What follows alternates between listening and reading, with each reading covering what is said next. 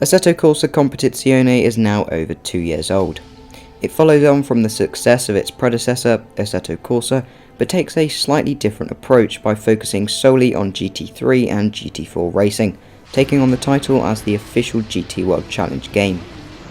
Some pretty big changes have been made since launch with new tracks, cars, console compatibility and more.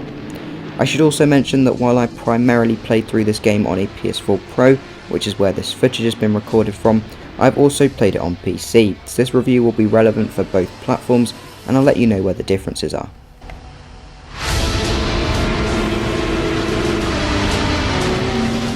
So the main highlight of this game is of course Realism. Now it is a simulator, however due to the developers including only GT3 and 4 cars, this game can be just so incredibly focused on being realistic.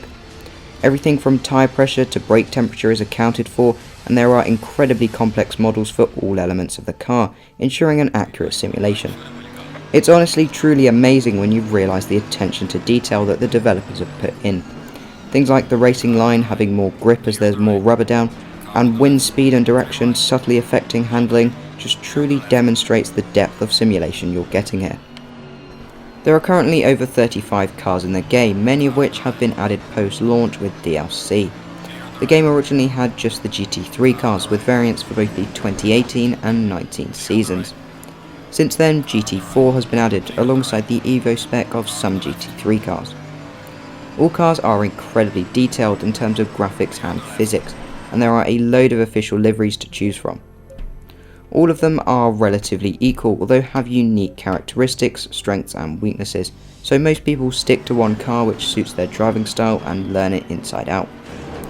Now, some people who may have played games such as Project Cars, GT Sport or other more sim-caddy titles may be slightly turned away by the limited car selection, although you have to remember that it has allowed the developers to pursue a level of realism that's been unachieved on console and on par with other big titles on PC.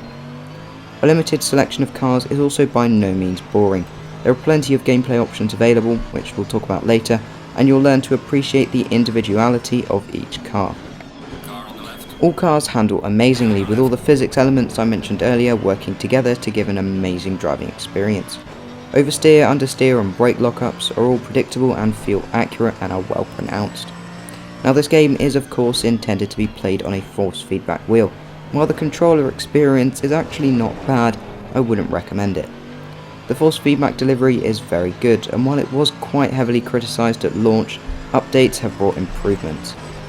There's all the usual tuning options for force feedback so you can refine your experience, and fully custom button mapping is also a very welcome feature.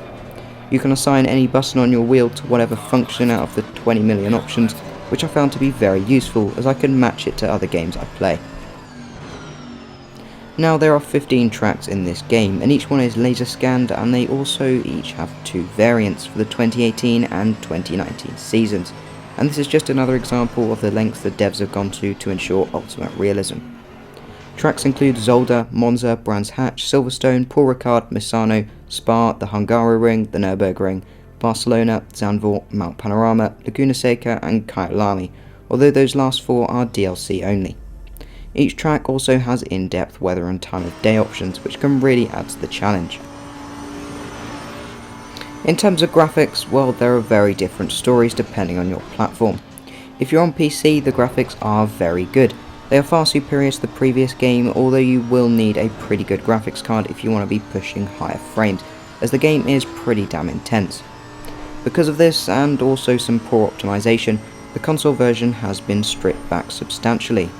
Base consoles, the Xbox One, One S, PS4 and PS4 Slim will all be stuck at 30 FPS and may even dip below this sometimes. I don't think it's a complete deal breaker, although it's very noticeable. The PS4 Pro now does have an unlocked frame rate, so it sits around 40 to 60 FPS most of the time with the occasional drop. And you will need to enable super sampling mode on your PS4 Pro to uncap this, by the way. The general graphics performance in terms of texture, lighting and resolution is also lesser on console than it is on PC, although I've played this game with an RX 5700 XT, and in my opinion, with maybe some bias, it still doesn't look as good as Gran Turismo Sport. The sound that accompanies these graphics though is really what does it for me in terms of immersion. You can hear every flex of the chassis to squeaking brakes and tyre noise. It's also really nice to see how unique the sound design is between cars. No two cars sound the same, and another highlight is how well they've done the 3D audio. Even without great headphones, you can hear where the cars around you are, and while it is right there, it's more of an immersion thing. Other details like being able to hear cars when they're on parallel sections of the track also make the experience feel very polished. Now let's go through some of the gameplay options. In terms of offline options, there's Championship, Career and Single Player. So Career mode then. Now it starts off pretty promising. You test for the Lamborghini Young Drivers program, which consists of 3 10-minute sessions in different conditions. Once you've done those, you can choose which team and car you want to race with based on the contracts you're given. From there though, there isn't much else to it, which is a shame, as from the first section I was hoping for a bit more depth. Now this is by no means bad. The first lot of races are actually a lot of fun, and I think a lot of people were too harsh on this mode, seemingly expecting a load of character development in the driver as an upcoming star or something. But this is a simulator at the end of the day, so it doesn't really need stuff like that. Having said this, Career mode does have a big flaw, and its flaw is actually the Championship mode.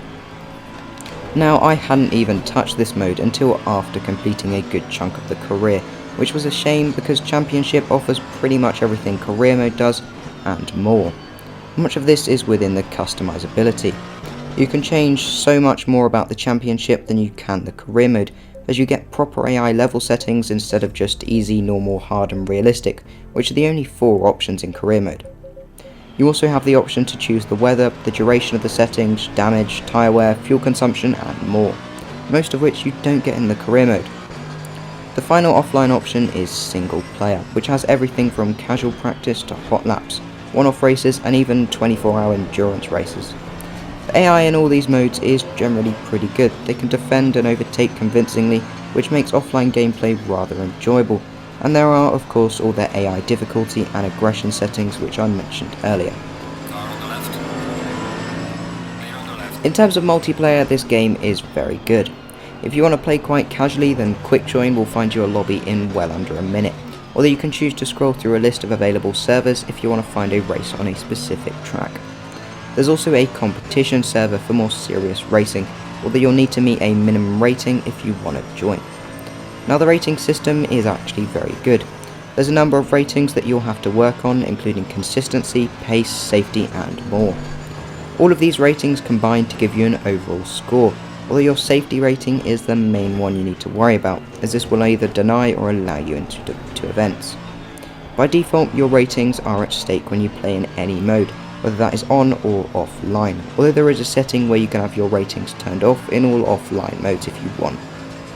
There's also a special events mode, which are one-off events that may be a hot lap or a 30-minute stint and have an online leaderboard. These are incredibly competitive and are updated roughly every month. Overall, Assetto Corsa Competizione is an amazing simulator, whether you're on console or PC.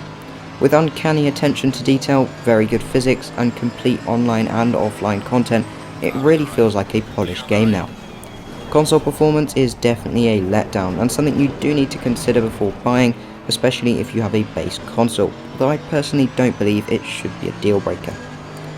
All in all, this game is a must for anyone who has a force feedback wheel, as it captures the best of realistic GT racing. Anyway, that's all for this video. If you have enjoyed it or found it useful, then a like or even a sub would be absolutely amazing.